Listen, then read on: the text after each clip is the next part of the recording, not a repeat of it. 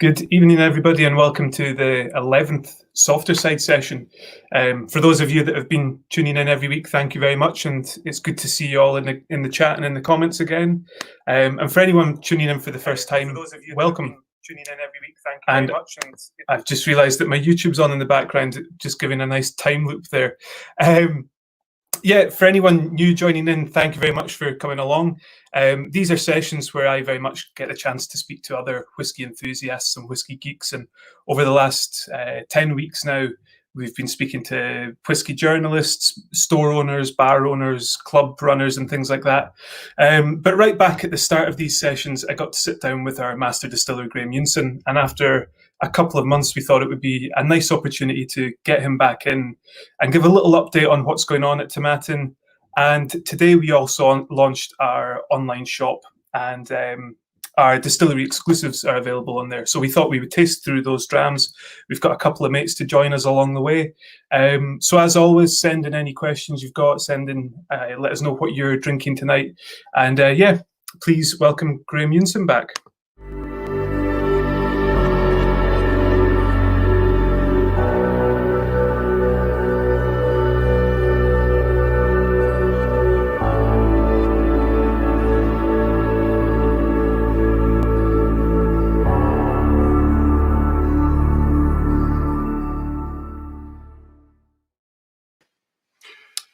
Hello again.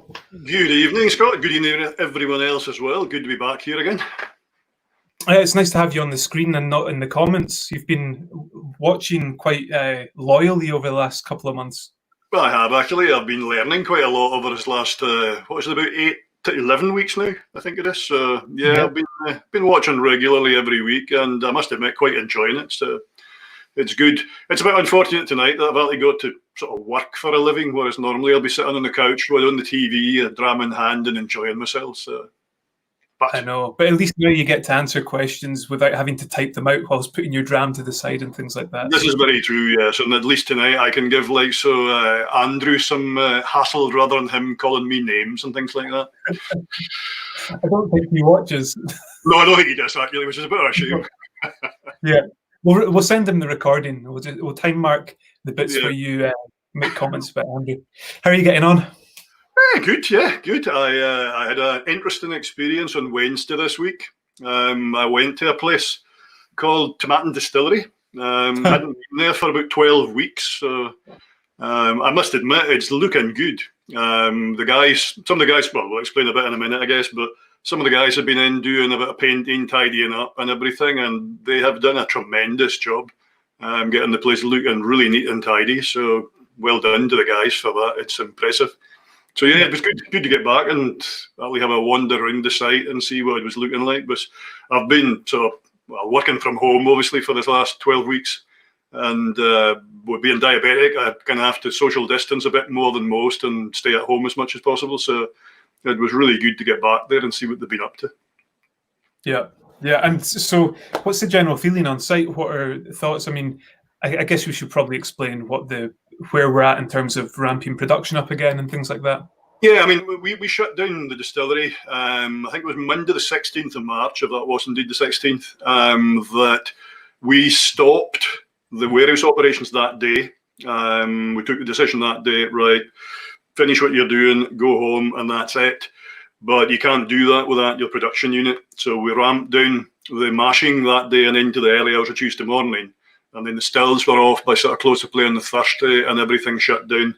And the guys were home certainly by sort of early on the Friday. And that was it. We were closed down. All the operators were home, furloughed. But, well, once furloughed started to kick in, then we got them all furloughed and such like. And then we took the decision, it'll be about 4 weeks ago now, to take back 5 of them. We were actually planning to take 3 back in to do some care and maintenance, do a bit of painting and such like. Because a few of the guys had actually said that they were really keen to come back in and do something. They didn't really care what. They just were getting fed up sitting at home, and they were wanting to get back in, and they would socially distance, do whatever was required. So we sent a letter out to them, an email and such like, saying, right, who wants to come back? It's going to be care and maintenance, bit of painting, tidying up, whatever. And we got 5 really keen to do it. So that, well, rather than just taking in 3, we'll just take in all 5 and spread them out around the site, getting them doing various things. So we did that for a couple of weeks. And one of the sort of other impacts that COVID-19 had was the bottling halls all closed down, because we use a third party, obviously, for our bottling. And they had all closed, all the people we could use. So we couldn't actually send any whiskey away for bottling operations to take place. But they started to look at reopening, so that, right, what we'll do is we'll get some more guys in. So we took another 2 in from all the ones that had volunteered to come back and do warehousing. Reopen the warehouses, look out some casks to go off to get bottled, but also do some fillings in the filling store, because we had left all the vats full of spirit in the filling store. So we filled that as well. And we've been doing some racking operations, or finishes as you might call them, as well. The fill-in time. The guys are working short hours. They're in from sort of 8 till 2 each day, rather than full hours. It's just to try and make sure they don't get tired when we've got to do the social distancing. So, but the enthusiasm levels from all of the guys, the ones that have come back, the ones that are still wanting to come back and will sometime soon, it's been absolutely fantastic. We couldn't. The one thing that we decided, Stephen the MD and myself, was that we didn't want to force anyone to come back if they didn't feel comfortable, which I think is important. So it was in the communications with them, look, do not feel you've got to do this. It is entirely optional. It will not be held against you in any way whatsoever going forward. It really is optional.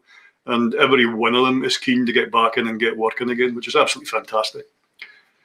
Yeah, that's great. It's a testament to the team there. I mean, you always know that they are enthusiastic, and some of them are maybe not the most forward or outspoken people, but you can always tell that there's a real pride in the work there. So I would imagine, we do go through periods of shutdown in the process of running the distillery, but they're still working. There's still jobs to be done about this. So the whole furlough situation must have been a big surprise to, it was a big surprise to everybody in the world. But when you go from working as hard as these guys do to then stopping, must be a right culture shift, change of. Oh, definitely. It's a strange one, because we're actually now looking to start up production again. We commence on the 30th of June. So the end of this month, we're taking the production guys, the operators, back in as well.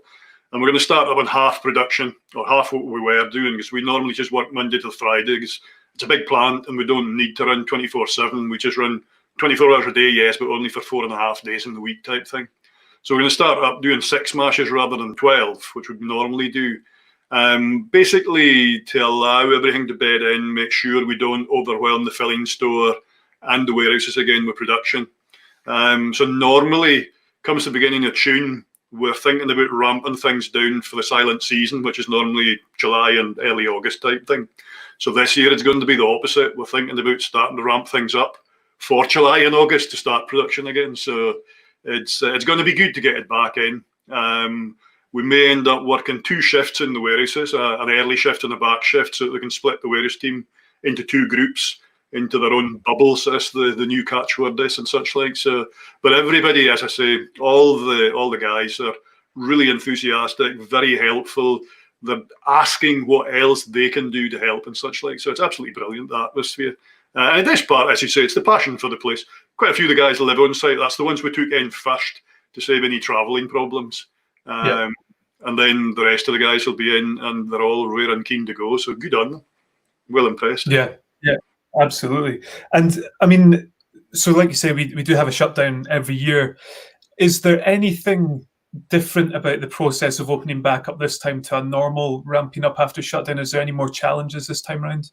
Not particularly, no. I mean, other than the COVID-19, getting your temperature checked when you arrive on site, and that goes for all the lorry drivers taking in malt and casks and everything, So, but in general terms, no, it's very much the same as normal. Charlie, our engineer and boilerman, he'll be in getting the boilers fired up so we have steam, obviously, to start the production off.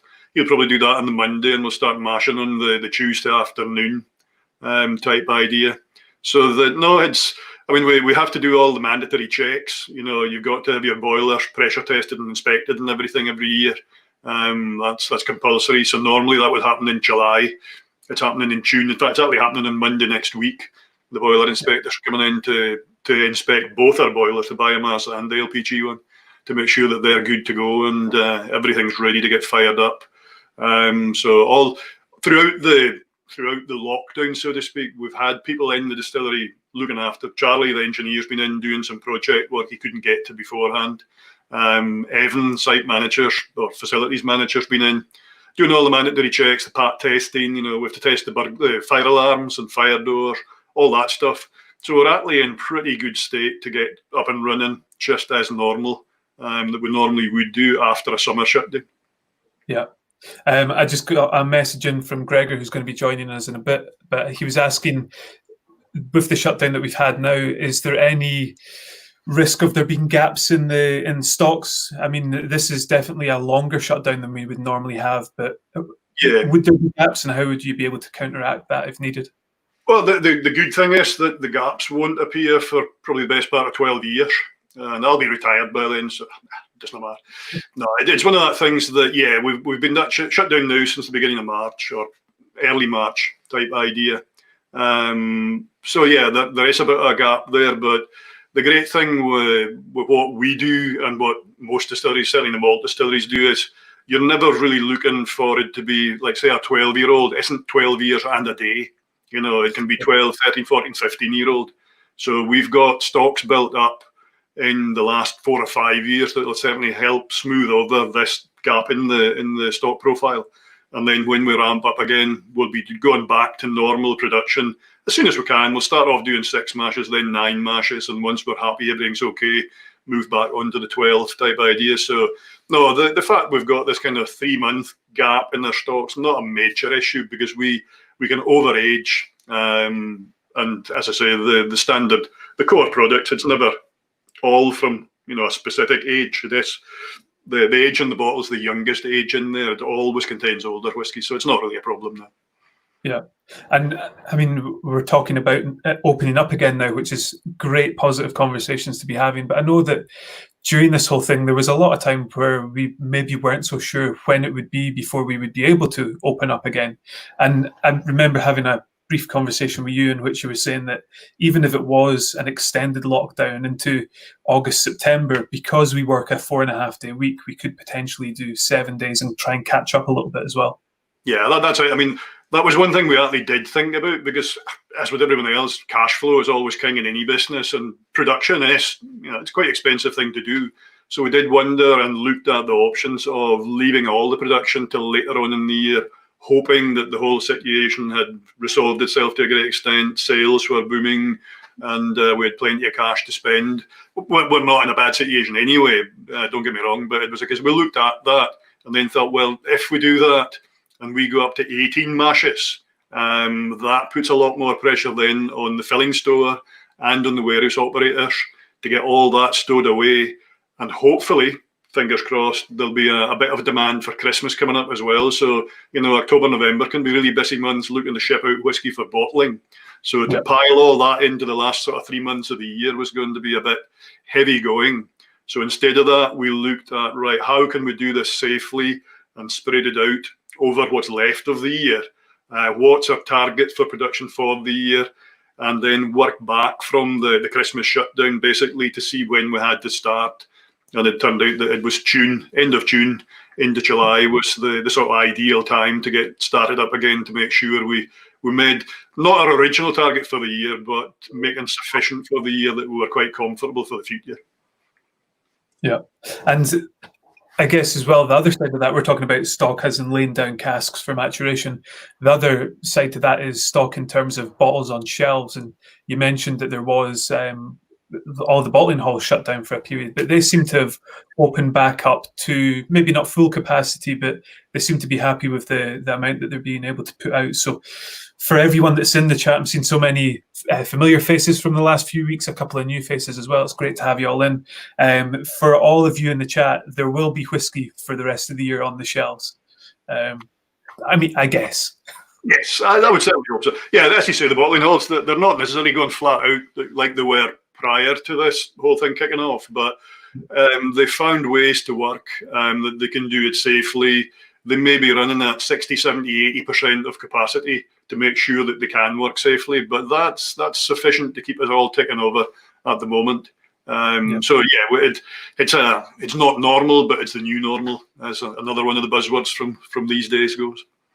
Yeah, and I mean, if we're talking about the new normal and we're talking about startup, one aspect of the industry that is not starting up anytime soon, sadly, is the visitor element of it, the tourist element. And we're still talking about in the Highlands here, particularly, just because things are opening up, it's not an invite to come up here. We've done very well with the situation, but you never know what could happen. And obviously, part of our role in that is to have that social responsibility at the visitor centre. What's going on in that side of things?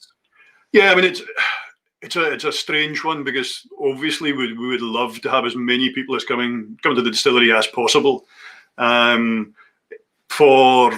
It's nice to meet them. It's great to show them around, and obviously, yeah, they usually spend some money in the shop, which always helps as well.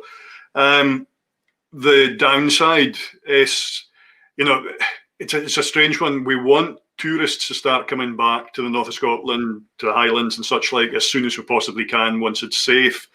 But another consideration we've got is that if we start taking tours right around the distillery, everyone going on tour uses door handles, the handrails on the stairs, because they're going in where the guys actually work, which is normally part and parcel of a distillery tour. You can sometimes speak to the operators, ask them lots of questions and all that. That's not going to be possible, and we're kind of exposing our colleagues then to potential, contamination of coronavirus. Let's hope nothing like that ever happens. So we need to protect our staff whilst also trying to get people back in the shop as quickly as possible. So it's going to be a difficult one. We have to rely on what the Scottish government obviously impacts on us. We have to rely on what they tell us and what their advice is, and we follow that. And the food federations and such like on food and drink, they put out advice, the SWA put out advice. We follow all that. We also look very carefully at our own risk assessments and everything. But fundamentally, we don't see the visitor centre getting back to anything like normal for a wee while yet, which is why this week, in fact, at lunchtime today, we went back online with our online shop, which is something we've not had now for a few years, actually. So that it's just gone live as of 12 noon, I think it was today, and has been very popular already, which is fantastic. It could give Bruce a few headaches in the visitor centre getting all the boxes packaged up, ready to go next week. But no, it's great to see that up and running. So the team have done a great job getting that together. Yeah, I mean, the phone calls back and forth this week, there's been a lot of work behind the scenes to get the web shop up and running, and it's a little bit like a virtual swan in that there's a lot of paddling beneath the surface, but it looks great where it is now. Just to tap back into something you were saying there, because we had a wee conversation about it the first time round, that is the unique thing about Tomatin having the houses on site, as well as protecting your staff. You have to protect their families and the community that's on site. But as in recognition of that, a great thing about the web shop and what we're going to be talking about tonight is the fact that the distillery exclusives are available to buy on the web shop for the first time ever. We've never had these online before, because I guess they are very much a reward for people that make the long journey to Tomatin. So yeah, what's your thoughts on distillery exclusives in general, where they fit in? I think they're a good draw. As you say, it's like going to the whiskey festivals. If you go to Fish Isle, you can buy a bottle from over there. It's a memento. Now, some folk buy that as a collector's item. Other people buy it as a memento. Other people buy it and they actually want to taste it, take it home, drink it and such like. So I think in themselves, they're a fantastic idea, because it is something special that you can only get when you visit the distillery. You can't go online, as you say, and buy one. So it makes it that bit more exclusive. You're almost like becoming part of a club, because you've taken the time and effort to get to the distillery to actually buy it. Now, obviously, that's a problem for some people. When you're in far-flung corners of the globe, it's not going to be that easy to get to Tomatin. But it is just something that I think is quite nice for those who can come, to be able to get something that they can't go into the local off license and buy or anything like that. It just makes it that bit more special. Yeah, and we're very lucky at Tomatin not just to have one of them, but to have 5 of them, which is pretty much going to form the rest of the evening now. Yeah. And right now, we're not able to invite people into the distillery to have a wee dram and then decide which one they want to try. So the onus is on me and you and our guests this evening to tell people accurately what these whiskies nose and taste like. Yeah.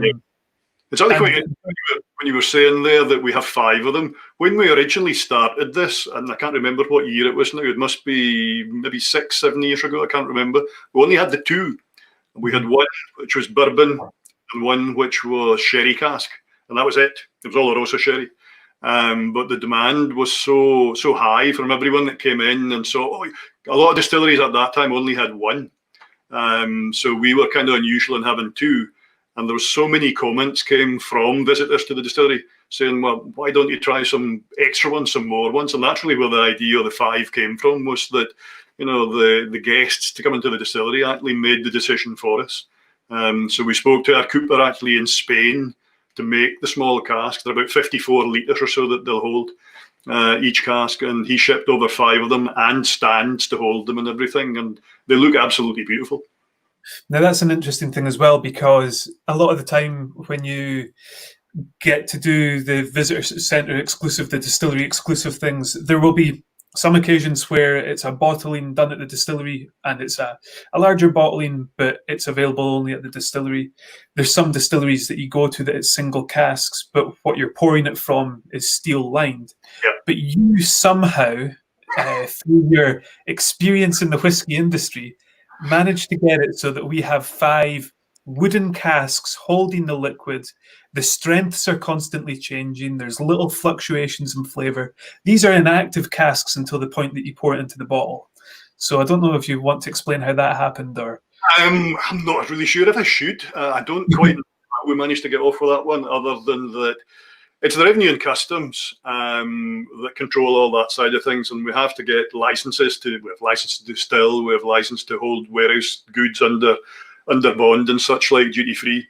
We also have a license that allows us to have both bonded goods and duty free in similar areas, which is unusual. You still have to separate the 2, but I think, are pretty well unique in that we have a license which allows us to have Scotch whisky maturing in a cask, a wooden cask, duty paid in the visitor centre.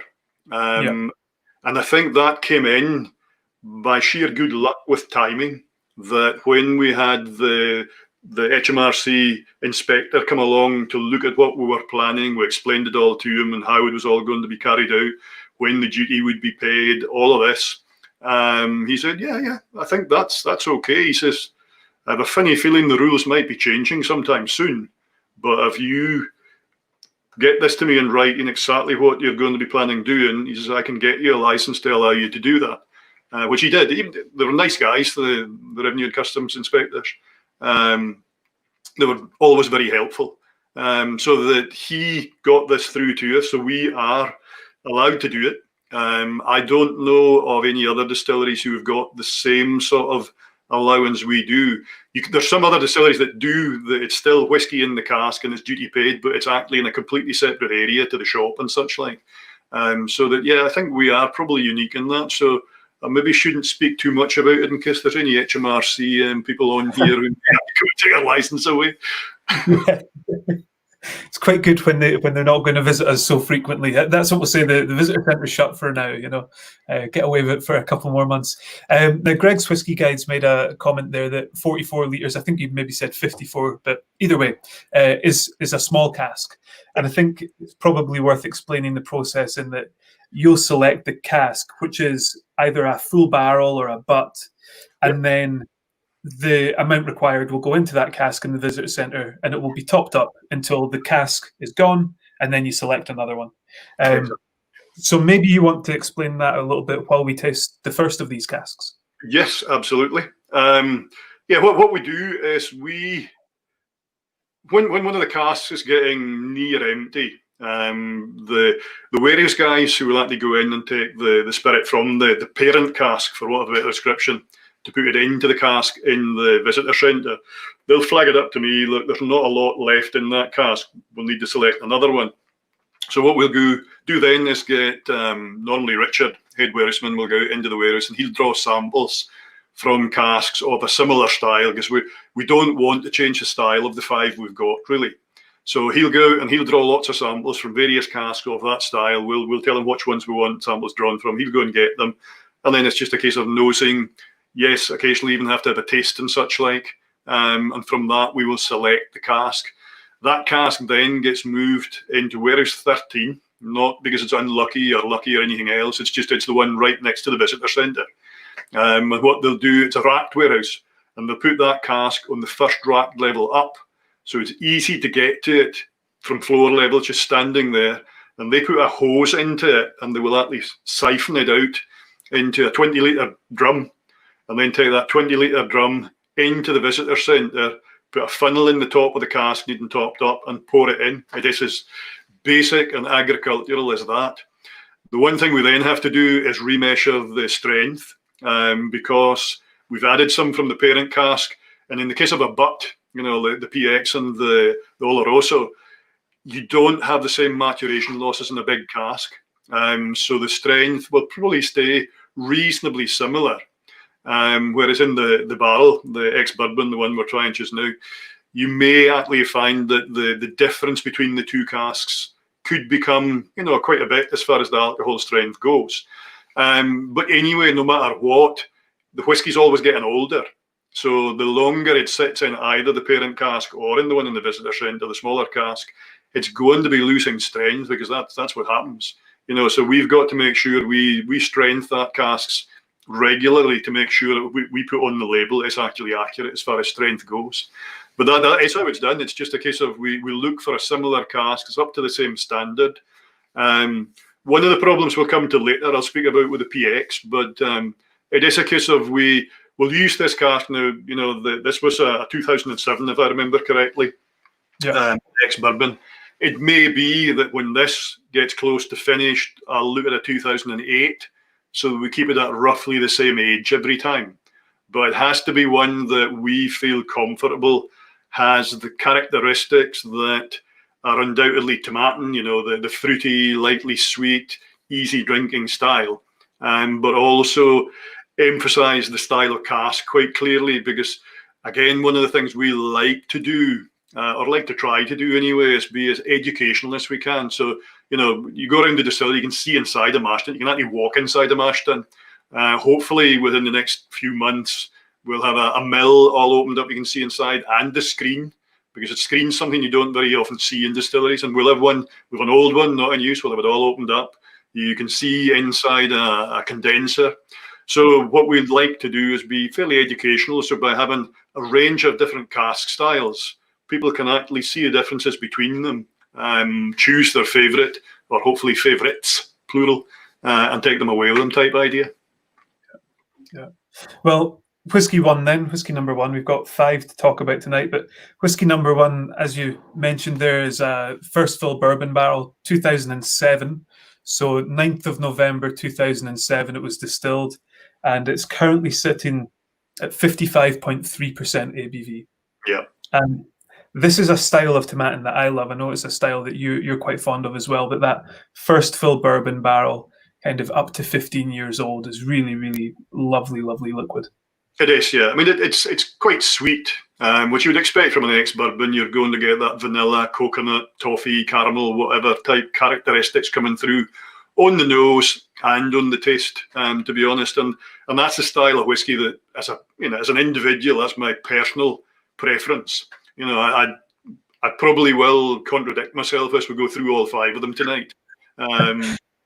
But if I had to choose a style of whiskey for my own personal choice, it would be the ex-bourbon cask matured, because it's usually the lighter, slightly sweeter style that I prefer for my own palate. Great question from Che Francis there. How much aim is put on consistency with the distillery casks, or how much variation is expected from cask to cask? You mentioned that you try and keep something of a similar style, but are you looking for it to be same but different, or are you happy for there to be variation? I'm quite happy for there to be variations as long as it's within the sort of parameters of what you would expect that style of cask to be. And I wouldn't want it to go too far away from the sort of Tomatin house style. At the same time, if it's interesting, slightly quirky, that's not a problem, because it's one of the great things about being a single cask is that that's exactly what it is. The next cask that comes along is never going to be 100% the same. And it actually makes my life slightly easier in a lot of ways, because as long as it's up to a standard I think it's acceptable. When I say I think, we think, because it's always a team that does it. It's not just down to me. It's always 4, 5, 6 of us at least that get a chance to nose it. In fact, we're quite often, when we're choosing a new cask now, we'll maybe whittle it down to 3 or 4 samples that we think, yeah, all of them are quite good, and we'll let the staff in the visitor centre choose. You know, they can nose it, have a taste, whatever, and give their personal thoughts on it, because in some ways that helps give them ownership. You know, they're the people who's actually speaking to all their guests coming to the distillery. So it makes sense for them to actually have a say in which cask is chosen. So no, it's one of the easier ones. That the beauty of single cask is it doesn't have to be consistent, because trying to get consistent in single malts is always difficult. So this is one of the easier ones. Yeah, and it's great because of that. Because I mean, Greg's Whiskey Guide made a comment earlier on that because the liquid's probably not in those small casks for very long, there's not going to be much influence from them at all. But even within the single casks, if you have, say for example, the cask takes a year to sell, the first bottles that come out of that cask and the last bottles that come out of that cask will have variation across the one cask, and that's before you look for cask number 2, 3, 4, and 5 of the same. Yeah, I mean, some of the casks we do actually fly through. The 1990 is obviously a bit slower. It's more expensive. You know, it's a 29-year-old whiskey, so that you're not going to rush through that in a hurry. But the rest of them actually move quite quickly. But it is, as you say, yeah, even a year of maturation from when you first take a bottle out of it until you take the last one out. Because the lower the cask becomes, the more intense. You know, you've got more surface contact, basically, ratio in there, because you've got less volume left, you've got more headspace, so it all starts to oxidize and mature slightly differently. So that, yeah, it's a case of, as you say, your first and last bottles will not be 100% the same. And then new cask comes along and can be a bit different again. So it keeps it interesting. It's actually something we should do sometime when we take the next cask of whatever one in the range, is bottle number 1, and then wait until it's just about finished and get a bottle out and then do a comparison just out of interest. It's not something that I actually thought about, to be fair. No, but I mean, certainly when you're talking about things like the 1990, which will sit there for a while, and even the fast-moving ones, when you're talking about, when we talk about the PX quite a lot, it flies quite well, but it is a but. It's still going to be sitting there for a time, so interesting to try that. But yeah, this is an amazing whiskey here, though, the bourbon cask. It does have those notes that you thought, those vanillas, the creams, the coconuts, but I'm amazed by how much fruit is in here. Yeah. But then that's one of the Tomatin sort of house styles. We're not unique in having a fruity character to our spirit, but it is something that is one of the key pointers that certainly I always look for in our whiskies, is to get that fruity notes coming through there. And to a certain extent, you run the risk with like the First Fill X bourbon and the Virgin Oak of masking some of those characters. But that's where I think a lot in the good old days, blenders always wanted Tomatin, because it's a whiskey that actually could withstand other flavours coming in on top. Although it's quite light, delicate, soft and fruity, at the same time it's quite robust enough to withstand the onslaught of different flavours without actually being masked completely. Yeah. I'm going to add a splash of water to mine just for the sake of it. Yeah, I'm really enjoying it as it is. I think I might leave it for a little bit, but I think what I find very interesting about distillery exclusives, particularly the way that you've selected and the team selected what we have, is that they can give, I mean, a distillery tour is all about showing people how we make the product. And I think these whiskies, a lot of the times they are components of some of our core range products. Yeah. So these whiskies in themselves are a little bit of looking behind the curtain into what you'll then take and to create a 12-year-old, a legacy, So that's a really nice thing to be able to do with this, because with the exception of our 15-year-old in travel retail, we don't have a full bourbon matured whiskey in our range right now until you get up to the 30-year-old, and then oxidation is much more of an impact. So it's really cool to see that there.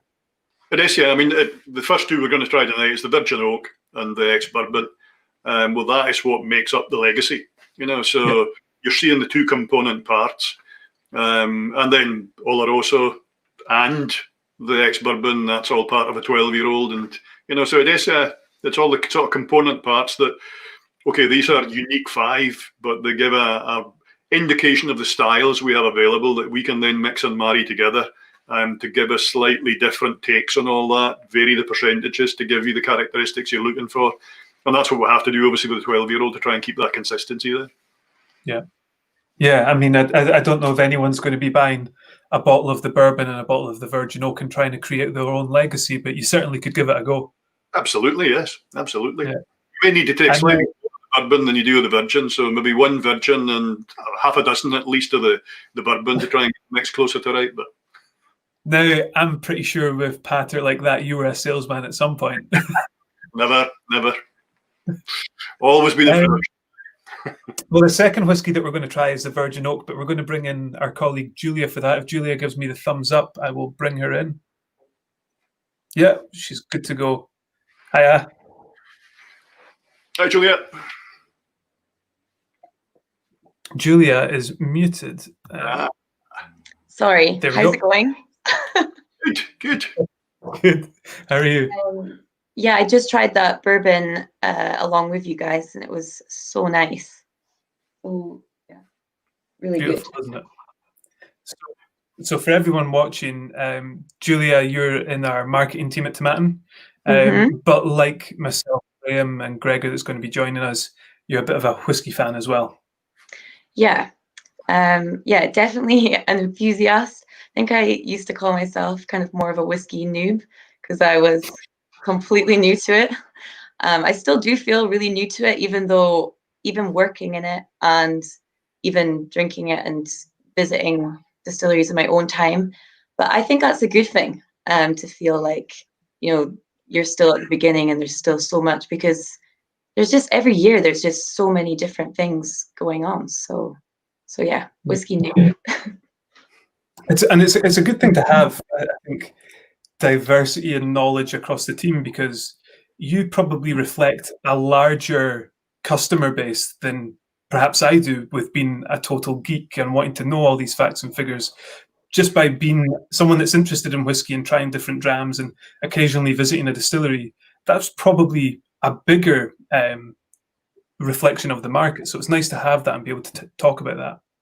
Yeah, definitely. I mean, even at the start of the journey, it's like, whiskey can be matured in different casks, and then you go into finishes, and then what we're talking about tonight, it's like, purely first fill. It's just, there's so much, but it's what makes being a whiskey fan so much fun, I guess. Yeah, definitely. So you tried the bourbon with us, right?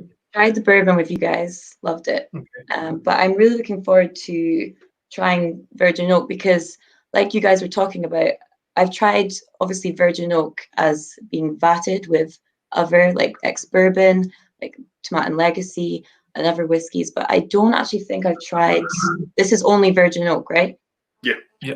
Yeah, so I don't think I've tried just only Virgin Oak. And the color of it as well, considering we just drank the bourbon, is so much darker. But yeah, that's it. I mean, this is only 5 years old. Yeah. But in a brand new cask. I quite often describe this as being more like a mid-Atlantic whiskey, because it's a bit like a bourbon because of the new oak. It's new charred oak every time that we use, but it's got the single malt sort of new make spirit going into it, so it's kind of halfway house between the two. Yeah, so for those watching along, this is cask number 110, and it was distilled on the 22nd of January 2015. And in the glass right now, it's at 62.3%. So this is definitely the youngest whiskey that we're going to be trying tonight. But when you look at the things like the color, by no means the less least powerful in flavour. There's a lot of cask interaction here.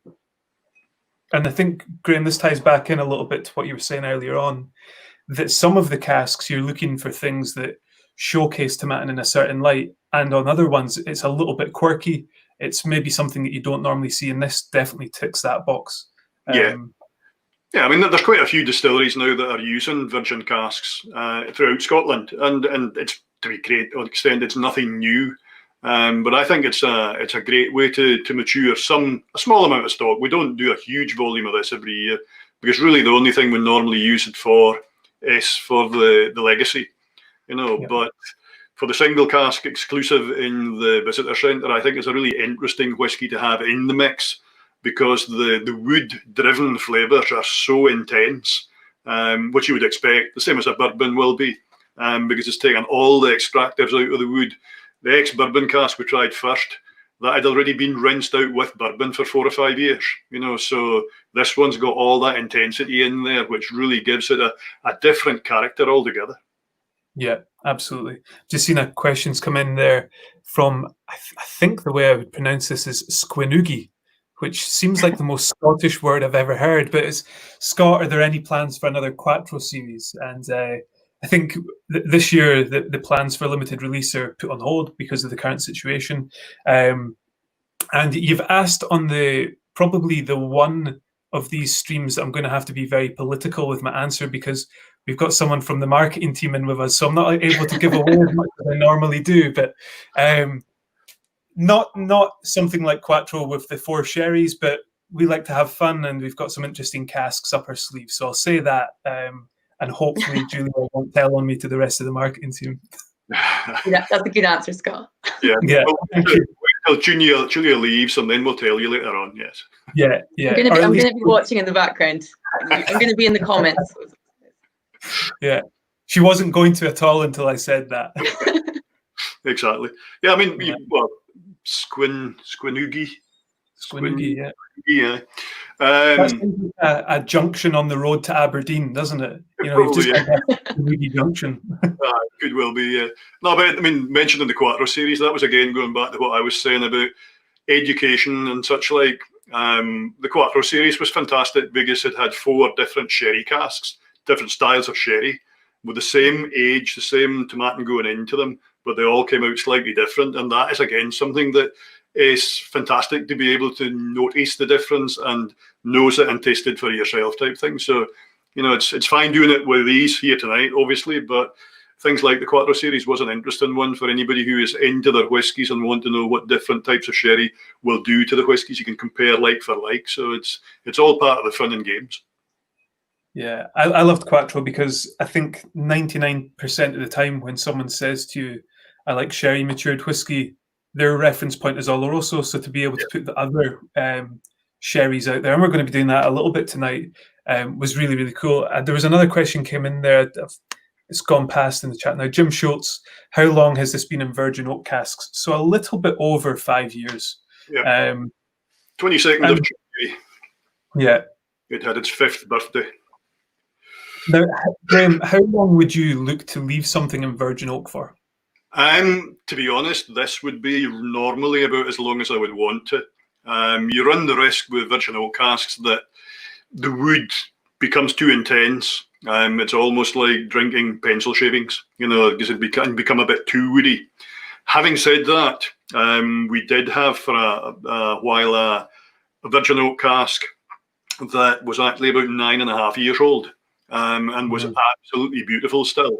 So it depends on the individual cask, and I don't honestly know whether it's where it sits in the warehouse or which warehouse it has the impact, because by rights they should all be coming out very much similar, but that one was outstanding. And I've tasted bourbons as well that are 22, 25, 27 years old. Beautiful, lovely and smooth and not excessively woody at all. So, but normally, I mean, most bourbons are around about sort of 4 or 5 year type idea. And I think if you go much longer than that, you do run a risk of it becoming too much wood influence for the subtleties, certainly of a single malt, to be able to cope with. Yeah. This is really nice. I feel like virgin oak maybe almost at the beginning had like a bit of a a reputation to some that it was maybe, you know, looking to speed things up or like an easy fix. But actually, I feel like virgin oak offers, you know, because we just tried the ex-bourbon there, but this is, even though they're kind of similar, it's got different characteristics that I think you'd only get from virgin wood. Absolutely. I mean, it's one of the things that there's a lot of, like of virgin oak, as you say, Julia, it sometimes gets a bad rep because it's people trying to get whiskey to mature quickly, and the same using small casks, and even the same goes with using cask finishing. You know, second cask, double distillation, double cask, whatever you want to call it. But to me, I see them all as tools of the trade. That yes, you can take a relatively poor whiskey and improve it by putting it in a finished cask. But normally, most of the time you do that finishing, or you use virgin casks, or you use smaller casks, is to try and get a characteristic that you really feel you need to put into a certain expression of your product that you're wanting to create. So it's like an artist's palette to a great extent. By using the different styles of casks, different ages and all that, you can mix and match and come up with something that is really closer to what you want. And compared with the legacy, wouldn't be anywhere near as good without the virgin oak cask. Yeah, definitely. You know, so it's not. It sometimes gets bad press, and I think that's maybe a bit unfair. I think there's a lot more to it than just trying to do things on the cheap and do them quickly. I think there's a lot of good, sensible use of various styles of maturation to give you the range of characters that consumers are looking for, to be honest. Yeah. I mean, you say there when you're talking about doing things cheaply, virgin oak casks will often cost more than first fill bourbon barrels. So especially if you're wanting to play about with char levels and stuff like that. And I think you mentioned, Graham, that virgin oak is by no means a new thing, but we're starting to see more and more of it. I think, though, that when we released Legacy, I think the end of 2012, early 2013, it was really the first core range product that I'm aware of to tap into virgin oak and try and bring those flavors in and use them in a single malt. Yeah, you could be right. Actually, I mean, I've seen quite a few over the years with former employers and everything else, but it was always just limited edition. Because they were that bit unusual. So it possibly was, certainly one of the early ones anyway, to be in a core product ongoing at all times. Yeah, you could be right. So what do you guys think of this on the nose and taste? It's just beautifully intense. I love bourbon, I must admit. I'm quite a keen bourbon drinker. And this, because of I've got a sweet tooth. As I said earlier on, I'm diabetic, so it's not a good mix really at all. But I do like the sweetness that comes through from the wood in this. I think it's just absolutely fantastic. Despite that, I mean, I've put some water in this now because at 60+%, it's quite intense, and that actually numbs your taste buds. It anaesthetises your whole sensory. So that I like a bit of splash of water, and it's just to calm the alcohol down a wee bit. And after that, it's beautiful. Yeah. I'm gonna add a splash of water to mine, but it's delicious. It's like sweet and spicy but very like vivacious. But yeah, I'm gonna add some water and see. I just tasted it there a little bit without water, and I'm always very conscious not to be throwing out very specific tasting notes because I do feel that it sways people's opinions. But there was something there that hit me, and it was almost like cola cubes. You know, that sweet, traditional with a big vanilla hit in it. That massive woody flavor, really intense. Yeah. I spoke to you the other day about this, Scott, and I said, I've never been particularly keen on telling folk what characteristics they should find in a whiskey, whether it be on the nose or the taste, because everybody's sense of taste and smell differs. It depends on your experiences in life. If you've travelled the world and had exotic spices and all that, it's going to be different to someone who's like me, born and brought in Orkney. So that I think it's good. It's good to have an idea of what you will find given the cask type you're using. So bourbon and virgin oak, even more so, you will get the coconut, you will get the vanilla, you will get that toffee type characteristic, because that's all coming from the oak itself, and it comes in different levels of intensities. But yeah, cola cubes, now that you say it, and maybe the power of suggestion, but I'm actually with you on that one. Yeah, and that's the problem, right? Because maybe you were getting it beforehand and you just couldn't put your finger on it, or maybe you never had it at all, and I've just now got you. Yep. When we first released the 14-year-old, I used to get a lot of red berries, and then I can't remember who it was, but somebody in the office said that I think it might have been Alistair Much. That's peachy. Julie, I'm sure you've heard him say that. I'm just imagining him saying it in this Aberdonian accent. Yeah. Absolutely peachy. And I've never been able to have a dram of the 14-year-old now without tasting peach. And maybe it is there. Maybe it's just I remember him saying it. But yeah, that is the Virgin Oak. I think this probably has the least of the Tomatin character in it. There's a lot more wood to spirit here, as you would expect. But it does tick that box of being something that you wouldn't otherwise get. We don't bottle fully virgin oak matured limited editions. We use them as an ingredient. So this is a really cool thing to be able to taste.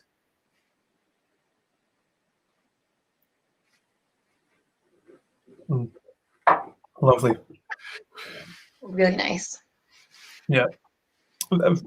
Putting a bit of water in it, though, does bring more of that fruity character out.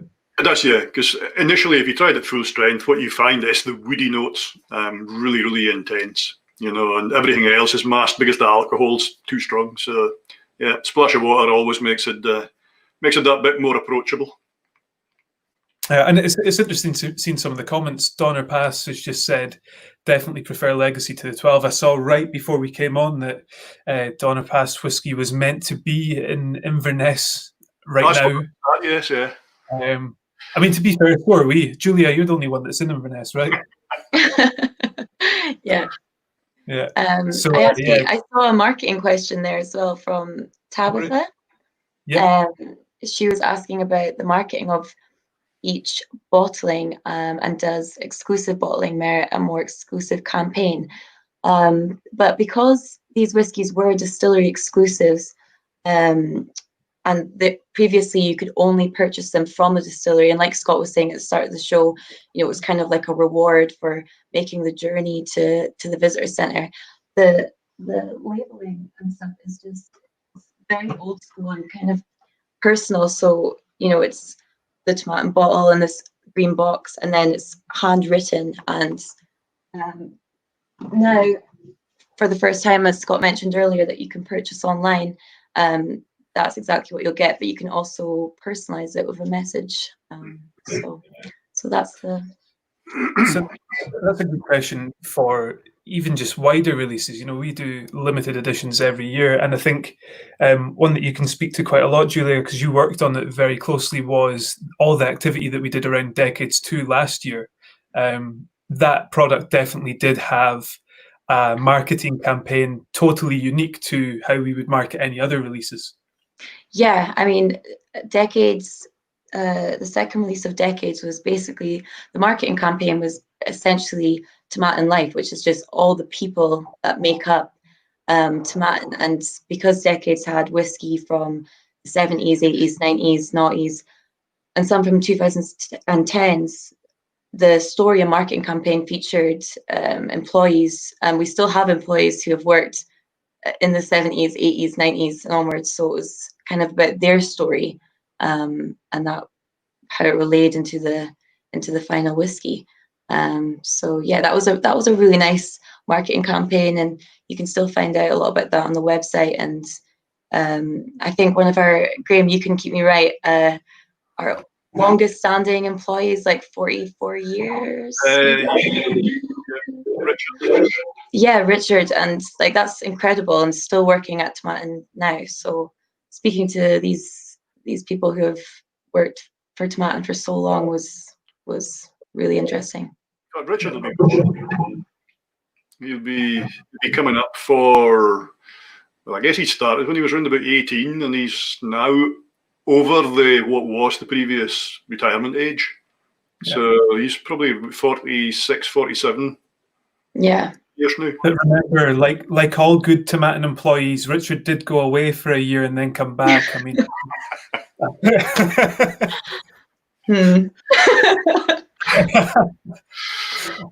Yuri is in the chat saying, such a shame these are not available in Belgium. Okay, so the web shop has gone live today. And right now, the stipulation is that it's for UK delivery only. We are looking into ways to get wider shipping options available. Obviously, with everything that's going on right now, shipping is one of the things that is suffering. So we will keep you posted on that. So any of you that are watching from further afield in the UK, keep an eye on our Facebook, Instagram, Twitter for any updates on shipping, because we want you to be able to taste these whiskies. Some markets like the USA are fraught with difficulties in terms of legislation on transport and things like that, but we're doing everything we can to get this whiskey to you. So it might take a little bit of time, but we're going to do our best. So whiskey number 3, moving away from the bourbon and virgin oak, and slightly moving away from the American oak here. And I was talking to Andrew from Speyside Cooperage a couple of weeks ago, and he was saying that what they do is the casks are made with a combination of American and European oak for our sherry casks. Now, I don't know if that would necessarily have been the case when this was distilled. This was distilled in 2007. So this is a 12-year-old, because it was September 2007, 12-year-old fully matured in Oloroso sherry. Yeah. No, this cask wasn't a seasoned sherry cask. This was actually one that had been in a bodega being used for many years before we got it sent over from Spain. So to be honest, I couldn't tell you what type of wood, whether it's European oak, even Spanish oak, or there's some American oak in there. I really don't know. And it's one of the things, because it's been used in a bodega, it becomes slightly less important because the oak itself will have less influence. And it's more about the former contents, obviously. Yeah, I know a lot of bodegas are using American oak in their Solera systems purely for the reason that it has less impact than European oak does. And then they'll even be using tired casks before they put the sherry into it. So like you say here, this is all about Oloroso sherry as opposed to oak type. Absolutely, yeah. Even with a 12-year maturation. And this is still just slightly over 60% ABV, so still on the hot end as well. It is, yeah. But even on the nose, at the full strength, over 60%, it's still quite soft and quite subtle. You still get that lighter, fruity notes coming through in there, as well as obviously the sherry notes, which is more of the dried fruits. But, you know, it is very, very gentle and easy on the nose, even at the full strength. And I find that surprising that you said, like, I didn't know the strength of it there, but just from smelling it, I did not think it was over 60. But... No. You would put it mid-50s at the most, right? Yeah. What I love about this is being able to compare it to the bourbon, because when you first start getting into whiskey and you're in your early days, before you really engage, it's always that older is better type of thing. And it's really not the case. You've got 2 12-year-old whiskies here. One's fully bourbon matured, one's fully sherry matured, and they are totally, totally different nosing and tasting experiences. Even just by the colours alone, they're very, very different grams. Yeah. So no, for someone who said earlier on that I'm very much a bourbon cask maturation fan for my own personal taste, there are exceptions. Yeah, this is pretty special. There's obvious differences in the nose, but where it really strikes me is the mouthfeel. This really thick, it coats the mouth, and quite tannic as well. It is, yeah. Certainly at full strength, it is very mouth coating. I'm going to try just a splash. I'm not going to put too much on this one. And just to see if it opens it up that wee bit more. Yeah, I agree with the mouthfeel. It's like completely different. Like, whereas maybe the bourbon and virgin oak were a little bit like spicy, sweet kind of. This is, like coating the tongue and kind of waxy mouthfeel. And with a splash of water, it's even more sort of creamy, smooth type characteristics on the mouthfeel. Yeah. More of that chewy toffee style. Yeah. It's like the old Caramac type bars once they start to melt. See, now we're starting to get into the specific tasting notes. If you're not waiting on me to provide mine. So, Well, no, on you go. the thing is that everyone's sense of the sense of smell, I should say, and taste is correct. Yeah. No rights and wrongs, because it's your nose, it's your palate, and such like. So you can't be wrong. You can just be different to what everybody else maybe says. Yeah, I do find that very funny, because when you're asking someone what they smell, you're effectively asking them, what do you remember? Because what you smell is various chemical compounds, but it's what you assign that flavor to. Yeah. So by saying that you're wrong, you're almost saying your memory is incorrect. You can't really do that. It's like telling people that the way they drink their coffee is wrong because it's not the way you drink it. Exactly. Graham, Andrew Sparrow is asking, he picked up on the point that you said that you like bourbon. What bourbons are your favourites? What do you enjoy? Well, I've kind of been forced down a certain avenue. When I say forced, that it wasn't an awful lot of force involved. I used to have connections with Brown-Forman in America, a company I used to work with. And there was a guy who worked for them called David Dorsey, who every Christmas would send me 6 bottles of Woodford Reserve as a Christmas present. So really, really nice guy. So I would say that probably Woodford is still my favourite bourbon. And the Master Distiller there, if that is his title still, I'm not sure what his title is now, but Chris Morris. I've met him a few times as well because of that company connection that I used to have. So it's his bourbon that I'm drinking because Dorsey got me onto it so many years ago. Dorsey doesn't send me any longer, which is a serious disappointment. I actually have to go and buy it now. But my family, thankfully, recognise the facts that I like it, and I quite often get it for birthdays and Christmases. The only downside is Margaret also likes it now, which is that's not quite so good. Yeah. Julia, what about you? Outside of Scotch whisky, what do you enjoy? Well, especially in lockdown, I've been drinking a lot of red wine. Yeah, normally in summer, by this point, I've kind of moved on to drinking spirit-wise gin, but I feel like it's more when you're kind of out and about, and now that we're kind of staying in a bit more, it's just weekends are more just kind of like staying in, eating, drinking red wine, whereas this time last year in June, you'd be, out and about and be drinking light and fresh. But yeah, to be honest, there's not really much I don't enjoy apart from vodka.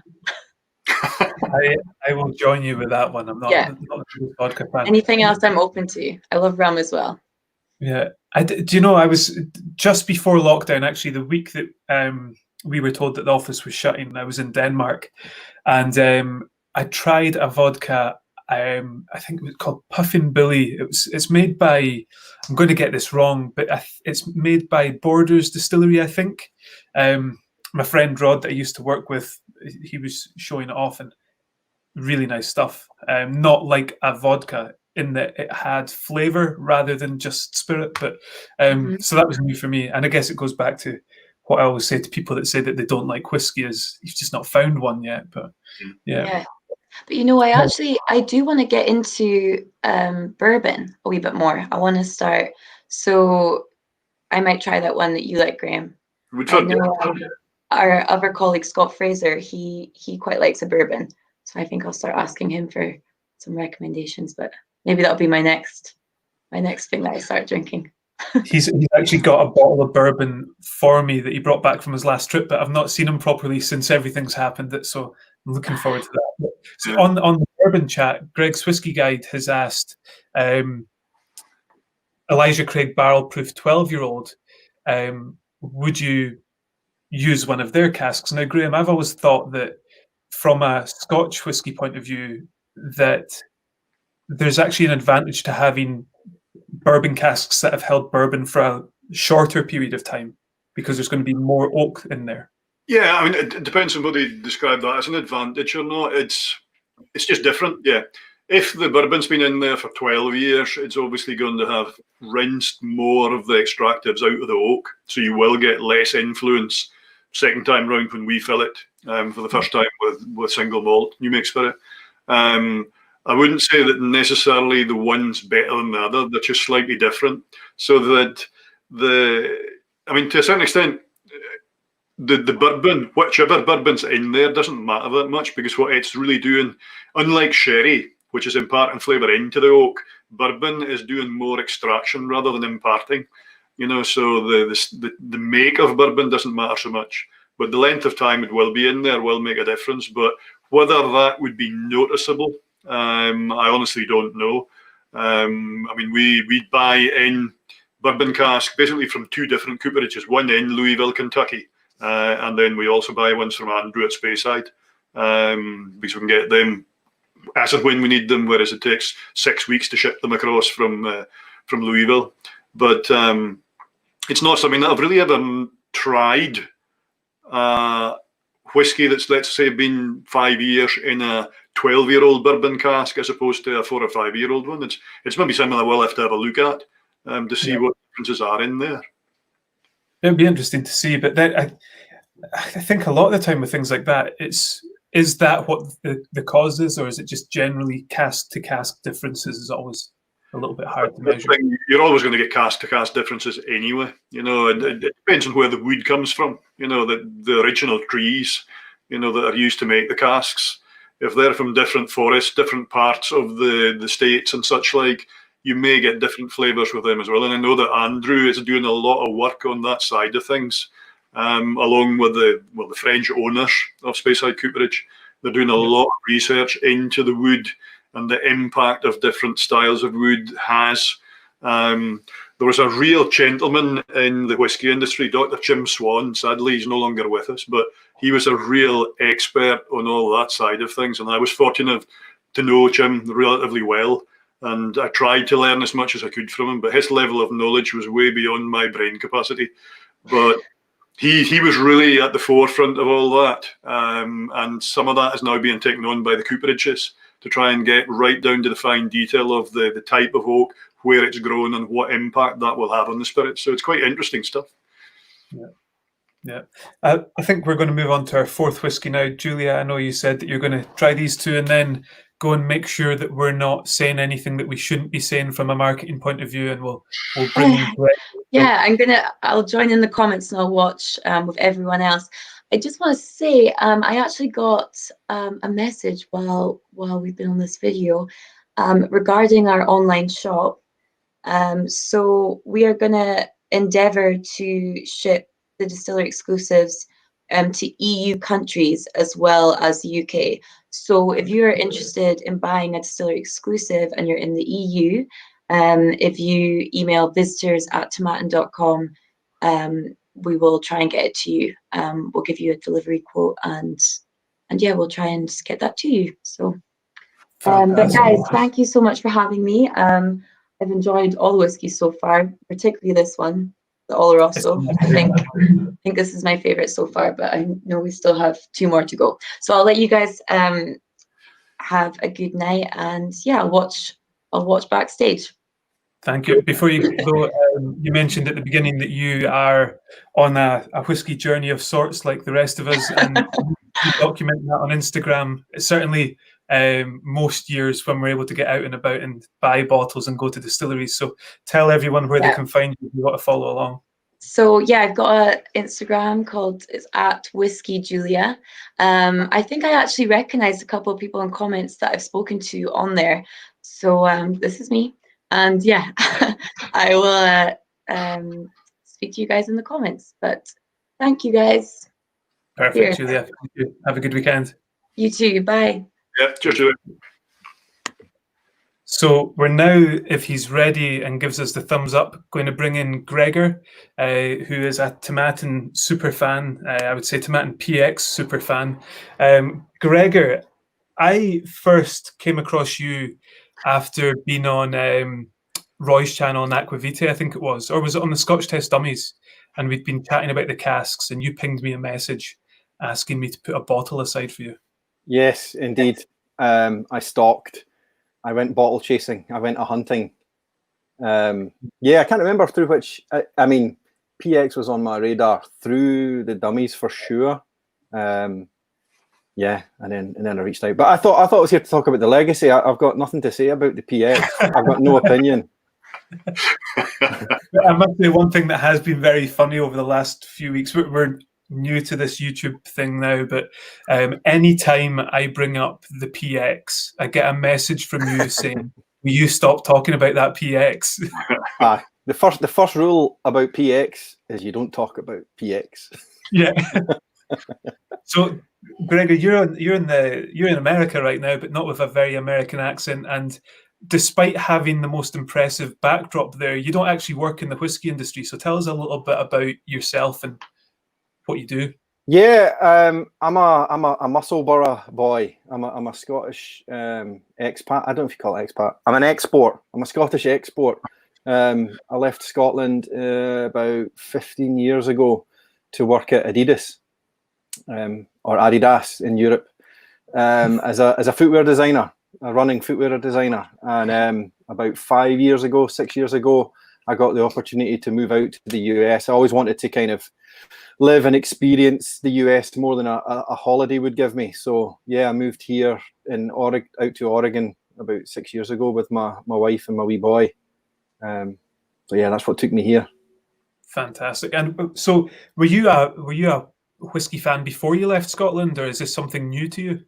That's a good question. I would say, much like Julia, I think I'm quite young in my whiskey journey. I always flirted with it. I think as a Scot, I was always a little conscious I should know about whiskey.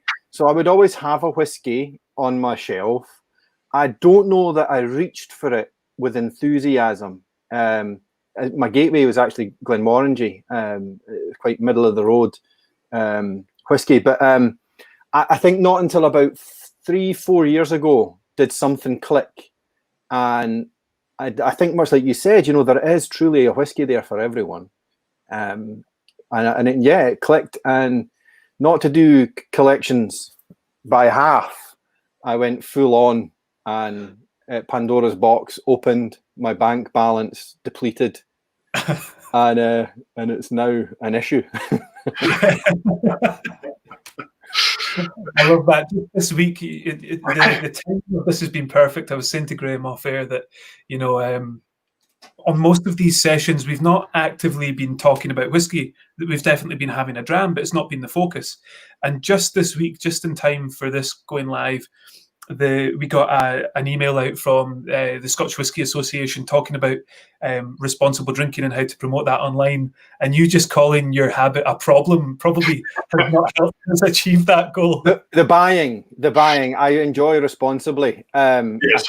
Through COVID, I've tried to be pretty disciplined, and I actually try and stay pretty dry. I say dry. I stay dry through the week, and Friday is when I sit down and start to enjoy responsibly. Good. Because whiskey will, I'm sure we all know, whiskey will let you know who's boss. Oh yes, the next Very day. quickly. Yeah, for sure. When you were saying there that you, as the Scottish guy, you felt that you should know a bit about whiskey, did you feel that was amplified a little bit when you moved to America, that you probably should know about these Scottish things? Yeah, for sure. At least be able to have an opinion on it and give some guidance if ever asked. And I've held quite a few tastings now, and just by the accent alone, they assume you're an authority. But it's pretty good. So no, it's a little bit of that. Yeah. Excellent. And I know, and a few people in the chat know, that you are a big fan of this next whiskey that we're going to try, the PX cask. The Dualchus. I'm a huge fan of this whiskey. It was put, and again, to quantify maybe for the benefit of others, where I'm at in my palate journey, maybe, as to kind of why I like it. Like I think much like Graham, I've got quite a sweet tooth. I cook more savoury than sweet, but I definitely have a sweet tooth. And when it comes to whiskey, I'm not a peat head yet. I acknowledge. I think that's a longer, for I think more people, I think that's a longer journey. I've started to dabble in it, and I do enjoy lightly peated now, but I'm not a peat head, so I definitely embrace a lot of the sherry influences in whiskey. I don't know if I can mention other names, Glengoyne, Glendronach, but never have I experienced a dram like the PX. It just blew me away. And I think I can quite honestly say, I was going back and forth in messages way back with Scott from the Scotch Test Dummies. I said instantly it's probably in my top 3 drams ever, and then I think he and I both agreed it's nudging into the #1 spot. Just in terms of what it delivers, is phenomenal. It's phenomenal. So I'm actually sitting here listening to you so that I can enjoy this. It's brilliant, right? And was that two of the 3 other distilleries you've mentioned so far tonight I used to work at. There we go. Yeah, small world. Yeah, it's again, I'm not one for picking out notes. Yeah, I try. I think I'm young, I'm still young enough to try and be picking out what association I'm getting. But you get, for sure, all the things people talk about with sherry. The fig and all the dark fruits and dried fruits for days. So yeah, I'll let you do that bit, Scott. This one, you get all that, the sweetness of the Pedro Jimenez coming through as well. Because it's intensely sweet sherry, and you do get that in here undoubtedly. But it's just melting on the tongue, really. The sugary notes in there, beautiful. Yeah. So again, for everyone watching, what we're tasting here was distilled on the 30th of November 2001. Gregor, maybe your bottle's a wee bit different, is it? No, 2001, bottled 19. Oh, yeah. But this might have been still an STD stage. Scotch Test Dummies, I should quantify. Yeah, so you're on one of the previous class. So we've now, an STD stage. What's the cask number on that one? That was 34869. Yeah, that was the previous one to the one we're on to now. Sister cask. It was one of the problems. I mentioned this earlier about usually trying to get to the same age. So if a cask lasts a year, say the 2007 will be replaced by a 2008 next time. So it always stays about the same age. One of the problems with the Pedro Jimenez casks is we don't have a huge volume of them. And we tried some younger ones that were full maturation, because I'll be honest, this isn't. This was distilled back in 2001, but it was only in January 2012 that we moved it into the PX cask. So it's been 8 years finishing, really. So that we looked at some younger PXs that would have full maturation, and none of them could quite match the complexity, that sweetness. It's almost like tasting Rolos, that's so sort of chocolatey and caramelly and such like. So that rather than moving away from a 19 or 18-year-old coming 19 type thing, we actually stuck with a sister cask because it was just too good not to. So that anyone coming now to the distillery will get, this older whiskey. Rather than it getting younger by a year or two every time, we're sticking with the really old one. And I'm curious, what accounts for that difference? You would assume full maturation is going to be bigger impact, but not the case. You would assume so. It's a difficult one because one of the, I know I'm going back onto the cask finishing again, which a lot of folk get annoyed with, but it is an important way of maturing whiskey because you can get a lot of the fruitier notes. They come with oxidation, and if you've got a big, heavy sherry cask, it can overwhelm some of that if the whiskey's in it for the full 18 plus years. So by having it in a more gentle cask to start with, they're allowed to survive that bit more. So you get more complexity by doing it that way. So that it was really some of the complexity that was missing in the younger ones. There was arguably more intensity when you go 10, 11, 12-year-old, full maturation, but you didn't get the same spread of characters. And to me, it just wasn't quite as good. So that's why we went back to we're just going to stick with being the 2001 stock. We're lucky that there's I think it's about another 20, 25 of these casks sitting in the warehouses. So there's plenty of stock to keep us going for a while, Gregor. I've been asking Scott. He's been a bit aloof on telling me how many casks. A few of my friends might have a whip round and see if we can't buy one. The cask, you can buy a lot of bottles. No, outstanding stuff. And I think it goes back to a bit both of what you were saying there. There will be other distilleries out there producing a heavier style of liquid, maybe like a Glendronach, for example, and Graham will be able to speak to that better than most, but their spirit will hold up quite well, fully matured in a PX cask. But I think I've always found that Tomatin's when it comes to Olorosos and PX, I prefer finishes than fully matured because you still have that Tomatin character. I still get that orange peel of a Tomatin, that cooked apple, cooked pear in this. And I would imagine that in a fully PX matured cask, you might not get that so much. Yeah. I mean, Glendronach, as you say, it will stand up to the onslaught of sherry casks.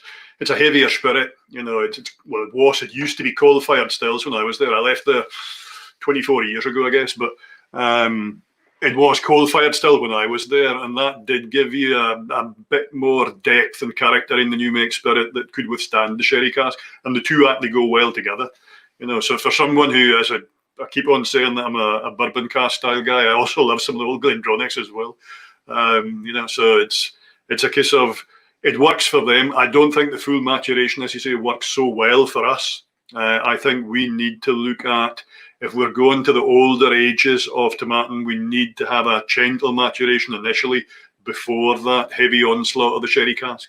But when you do get it right, you know, and I'm not necessarily claiming that I have any involvement in that, picking the right time to do it. It's just one of these things that happen. And when it comes up, trumps, you know, it's just absolutely exquisite. Scott, you touched on something.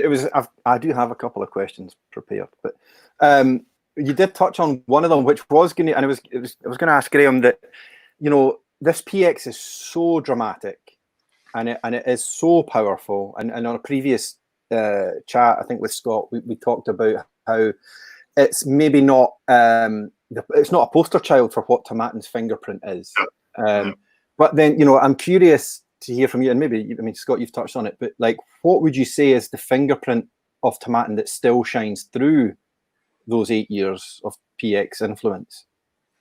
It is the fruitier notes. You still get them in there, but you really have to do a bit of battling to find them more. So probably if you added a splash of water, it would help. I mean, this one's sitting 53, 54 somewhere. I think I'm 55. I'm sure this one's about 53, 54 somewhere, so it's slightly lesser alcohol. If you add the splash of water into it, and it doesn't take a big splash at all, give it a swirl, mix it, you will find just that more subtle fruity notes coming through. You know, it's not initially when you nose it, it's the raisins, sultanas, the really rich, sweet, dried fruits. But with a splash of water, I do just get that subtle hint in there still of the lighter, ripe fruits type character coming through.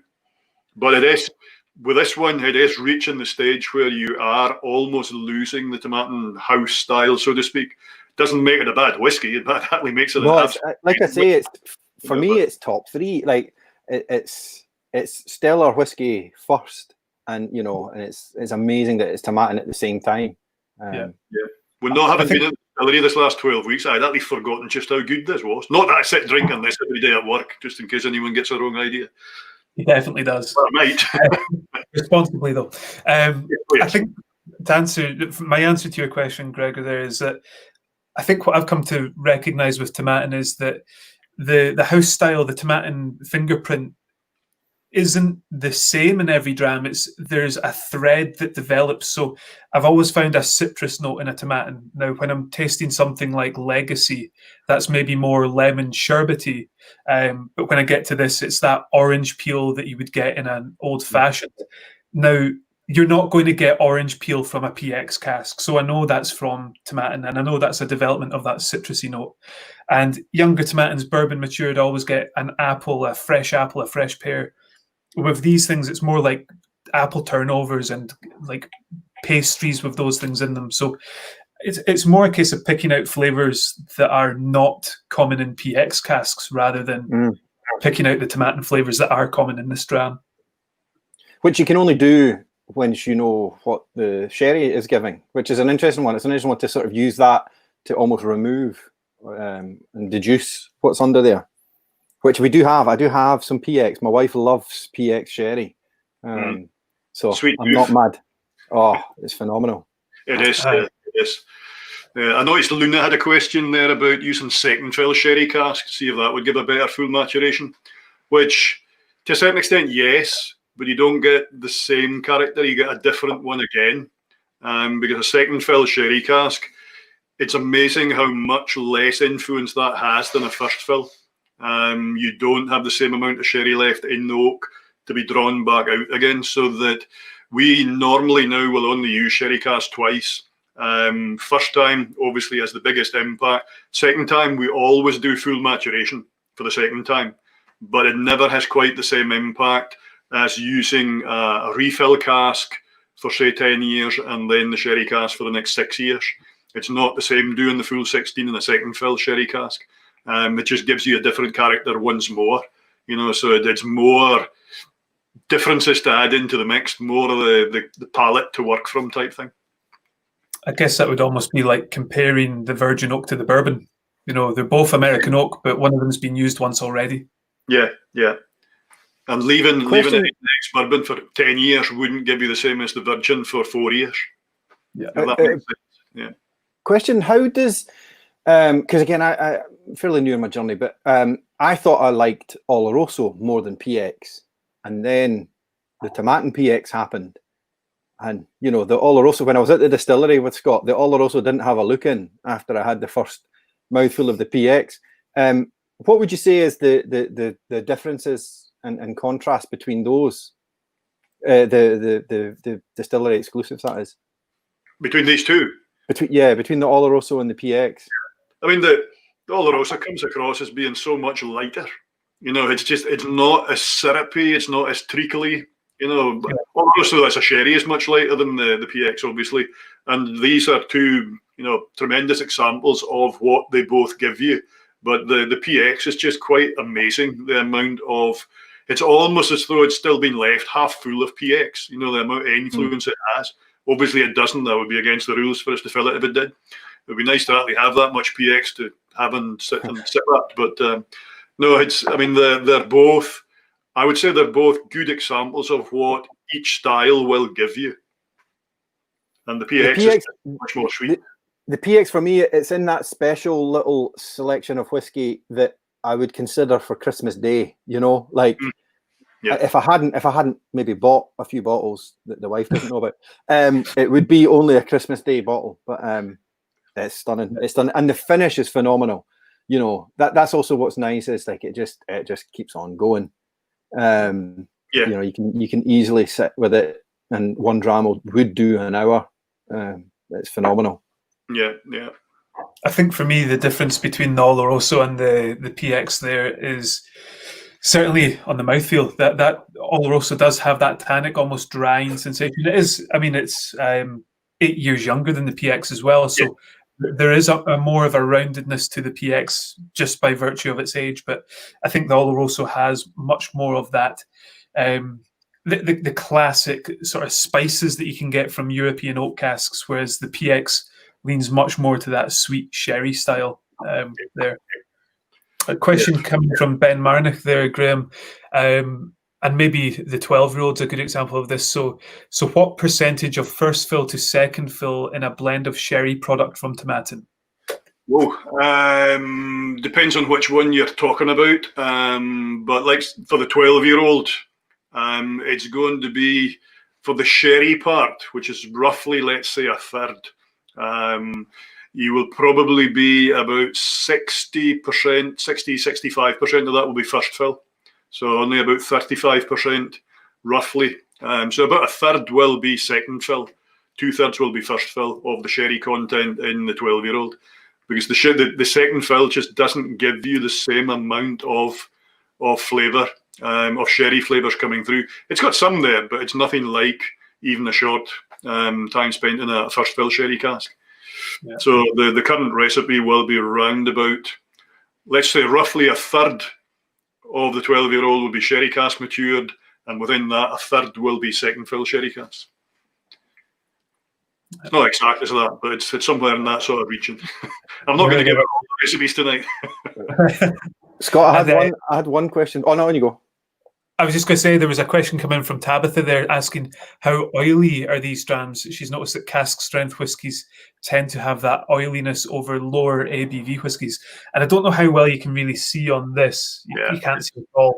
But this is just clawing to the side of the glass. It is definitely much more oily. Now, it's quite difficult again to compare that to a lower ABV because we don't have a lower ABV PX whiskey in the range. So something like the bourbon is maybe a better example by comparison to something that we do have.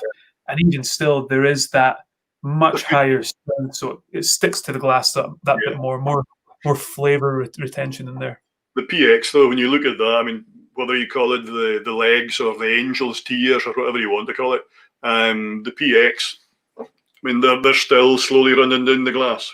You know, that's extremely viscous, and you get that on the mouthfeel undoubtedly. Yeah. I think that's why, I mean, that is one thing that, to Gregor's point earlier on, that this is stepping away from maybe what you would consider to be a typical Tomatin, in that Tomatin, we brand ourselves as the softer side of the Highlands. We're famed for lighter bodies of whiskey. But when you do ramp the cask strength up, you know, when you move away from that 46% and up to the 50s, it becomes a bit of a different beast. I mean, what we start off with in cask versus what it goes out as in the bottle is often very different just by that couple of percent tweaking. It definitely makes a difference, yeah. I mean, even at this tonight, adding a splash of water, it makes a difference. Now, that's going to happen with most whiskies. When you add a splash of water, generates heat that drives off some of the aromas and such like. That'll happen with most whiskies that have got any complexity in them at all. But as you say, even when you go to the bottling stage, it will make that difference as well. And it does seem to make quite a big impact with our whiskey. Again, I don't know why. There will be some sort of chemical, scientific reason, but chemistry and science, interesting, but I prefer the magic. You know, just it happens. It's the angels. They're doing their job. So we won't delve too deep into that mystery. I had two questions that I want to sneak in before I get booted. We're going to keep you hanging out while we drink the 1990, by the way. Well, yeah. Well, I can't open. I've already confessed that, you know, that the PX is probably one of my top ever. So by that logic, I have indeed met my maker today in chatting to Graham. And I was curious, you know, I'm sure a lot of us in the community are curious as well, at the decision points that you're privy to in opening casks. And you've touched on it in terms of like deciding where things go and where to nudge them maybe. I'm curious, at what point in your journey, in your career, did you go from learning that to then being able to think that you had an opinion that, you know, that it was informed well enough, and maybe expand on that? Yeah, good question. I would say I'm still learning. And that's going to sound a bit maybe contrived, but it genuinely is still the case. You know, that you'll find out when we move on to the next whiskey how long I've been in the industry.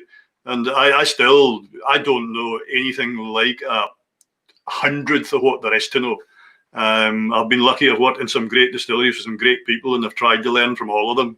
But every day is still a learning day. So that, you know, the only time I've really had more or less, in fact, full say on what goes into the bottle has been in the last 9 years that I've been at Tomatin. Prior to that, I didn't have as much responsibility for that as what I do now. But I mean, I've said it a few times tonight, and when I was on 10 weeks ago as well, that it's a team effort. You know, I may ultimately have the final responsibility, and I have my name sometimes on the bottle and things like that, but it's not all down to myself, because I've got a reasonable nose, I've got a reasonable palate, but you know, I'm a great believer if I've got a heavy cold, you know, what are we going to stop production for a while? No, it's always a team that noses and tastes the whiskey, and it's always a good discussion thereafter as to what we think's right. You know, so Scott's part of that team, Stephen, Graham Nicholson, the sales director, and all that. Julia that was on, you know, we spread it around, and like for the exclusives, the visitor centre team, and that can be the students in the summer that are home tour guiding. You know, they get an input into it as well. So it is very much a team effort, things like that. But I would say the one thing that I've learned over the years is I probably have a reasonably good understanding of what different styles of cask will give us. within a certain range. But the final choice on selecting these casks and things like that, it's a team effort. It has to be. It's the only way to do it properly, in my mind. I don't know if that answered your question, Greg. No, spot on. Yeah, it was spot on. It was great. I have one last one. Sure.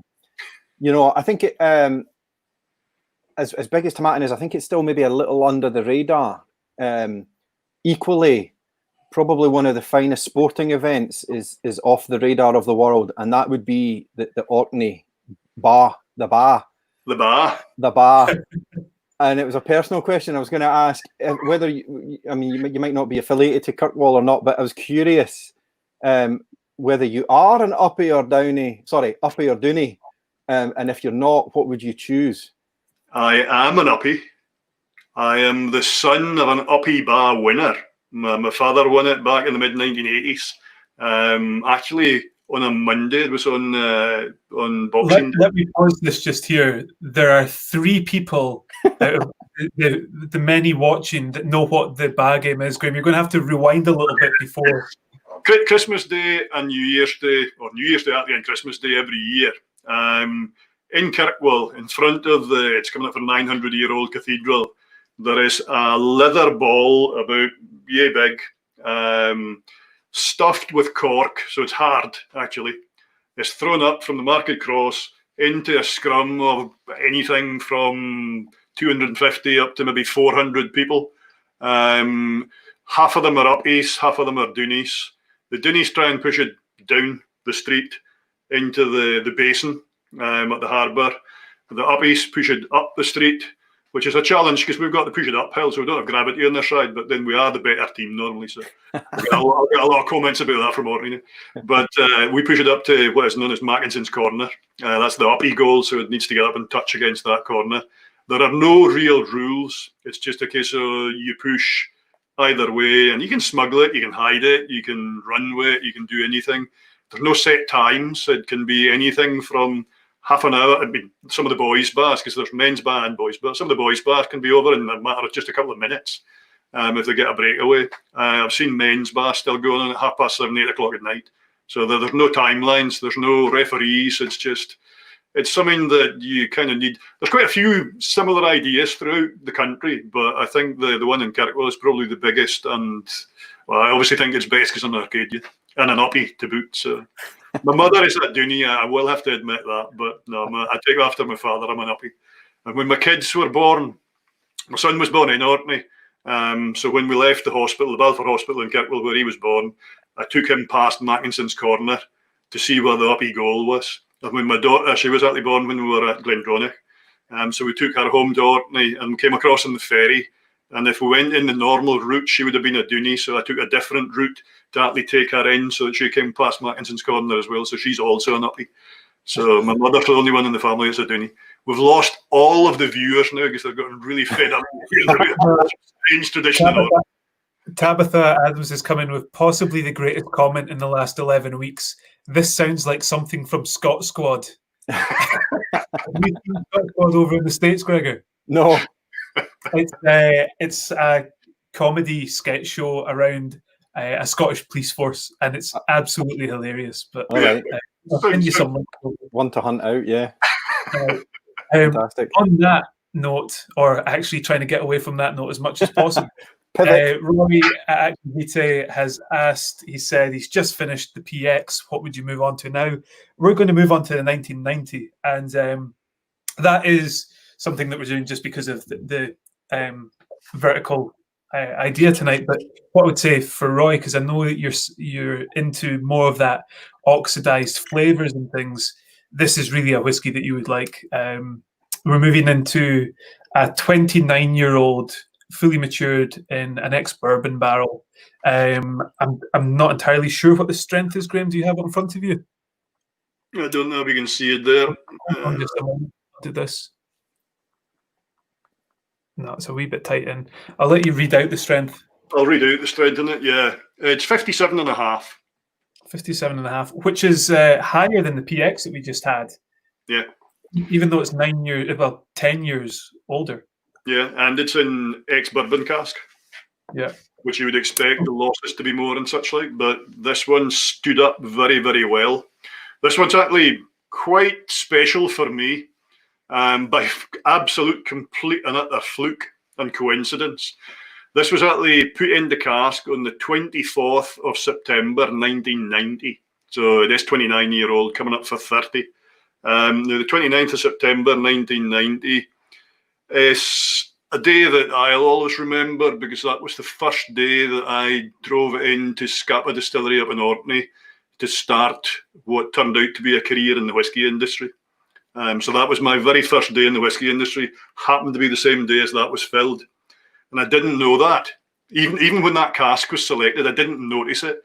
But that actual bottling that I've got here, my two kids, my son and daughter, gave that to me in May last year as a sort of celebration gift type thing.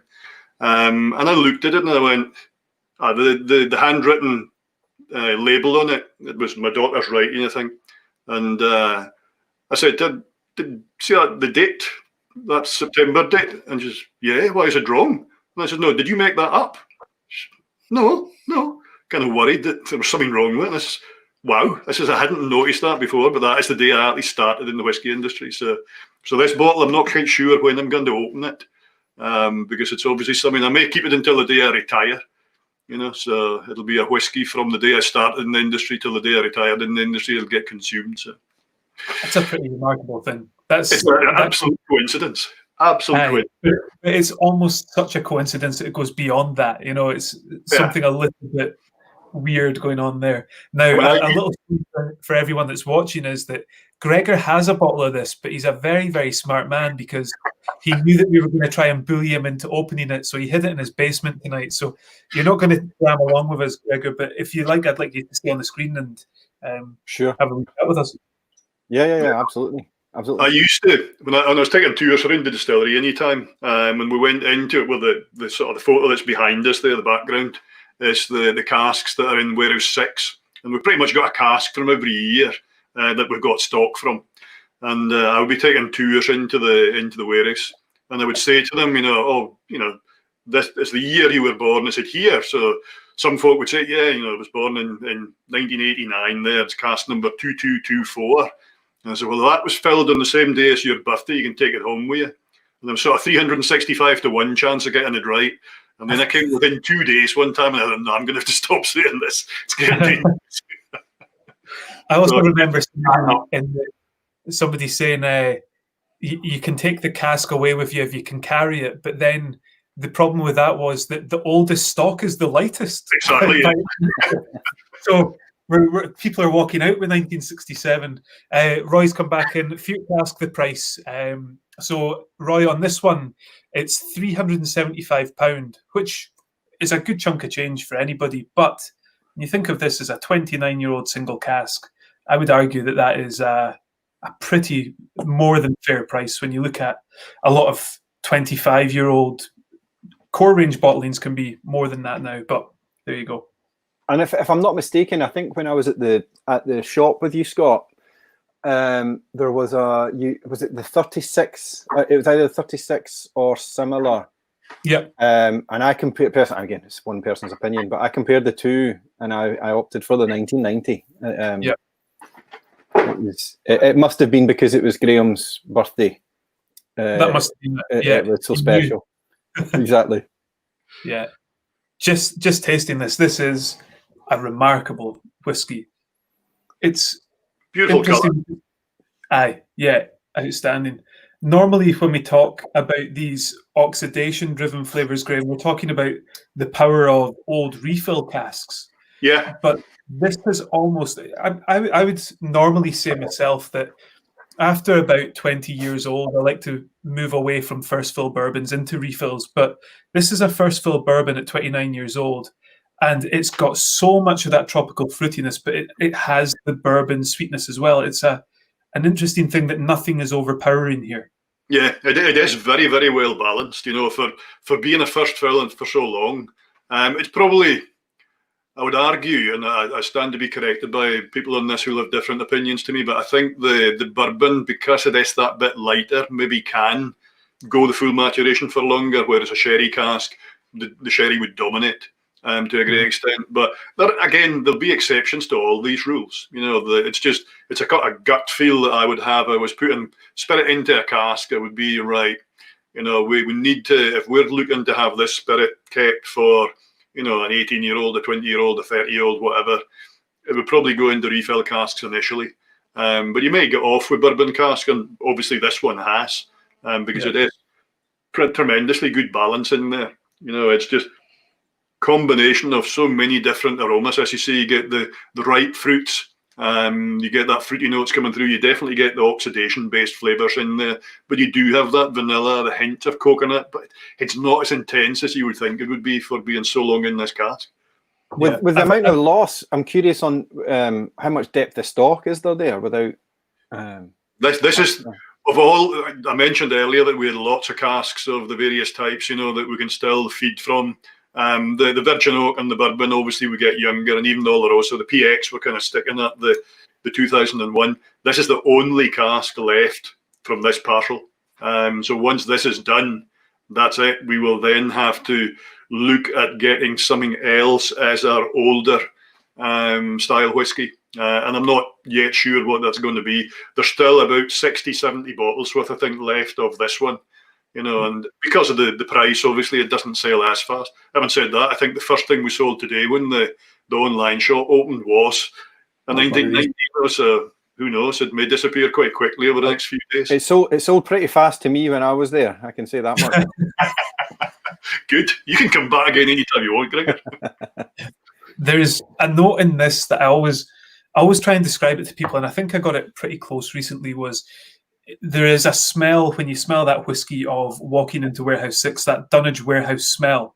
Yep. And when you're trying to describe to people what Dunnage Warehouse is and why it has an aroma, it's damp, it's fungus, it's horrible words. Yeah. But the best way that I would like to describe that aroma is a pineapple in a second-hand bookshop.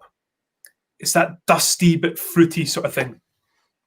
Yes. Not that I've had a pineapple in a second-hand bookshop, of course, but I was going to say normally aromas and your memory comes back from previous experiences, and I just wondered why you had a pineapple in a second-hand bookshop. But you're from Alness. There are 3 different styles of shops there. It's a special warehouse. Is 6, right? Number 6. Yes. Yeah. Right in the middle. Like it was a whistle stop tour that my wife and I stopped by when we were on the way up to a wedding on Orkney, funnily enough, Graham. And we stopped in, and Scott was very kind to show us. But yeah, we went in there, and it's library quiet, it's phenomenal. And I remember saying to Scott, I was like, "Do you ever just come and sit here and just sit and have a dram and just chill out?" And I don't know if it was the enthusiasm I shared there or not, but it was then that Scott went, "Nah, this isn't it. Come upstairs." And we went upstairs, and I happened to see some very select casks up there. I don't know why they've been put to the side, but it was special. I have to say, I've seen a few distilleries now. I endeavour to see more, but that was definitely a moment for me. The best whiskey in the world is actually up there, upstairs in number 6. Oh, Gregor knows. Well, I wasn't going to say, but then I might have sipped that whiskey, Graham. Whoa, that's mine. I'm keeping that. What I would say is I didn't waste the opportunity. Like I shared what very little pressure. It was an angel's tear. That went away with me. I shared that with my dad. I took it back home to Musselburgh and we shared it together, so it wasn't wasted. No, well, if it was the cask that I think it was, that to me is the best whiskey I've ever tasted, is in that cask, and it is just outstanding. This one is not dissimilar with some of the flavours that are in it. It's not quite as complex as the one in Warehouse number 6, but it's getting there. Yeah, but it's also got another 14 years on this one. So, weirdly enough, the whiskey you're talking about, Graham, this almost has more weight to it, and I would imagine that must come from the first full cask rather than refill. Yeah, because it's a 1976 cask that we're talking about, the one in Warehouse 6, and it is a refill cask, and I would say it's a refill sherry hogshead, because there is some hints of sherry notes in there as well. although it's lost in time what it actually was originally, because it filled in '76, and the records back then weren't. They were all handwritten for a start, but a lot of them have been lost over the years, and there wasn't a huge amount of detail put in. So I'm not 100%. This one is a first fill ex bourbon, I know that for sure. But even then, I don't know what the bourbon that was in it before was. All that's worn off the end of the cask. I don't know which cooperage it came from. So it's one of these mysteries. It's one of the things that it was said to me by a director of a company I used to work with, that and it's always stuck with me, is that we're custodians of the distillery and of the whiskies. We inherit whiskies from former generations, and hopefully we'll pass some good ones on to future generations. And this one was one that's been handed on, obviously, from a former generation. That is it's just amazing.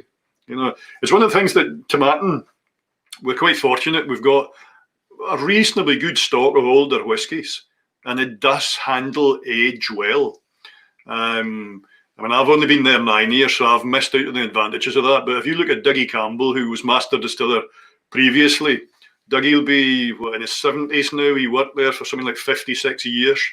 He looks as though he's probably about turning 35. He's aged well.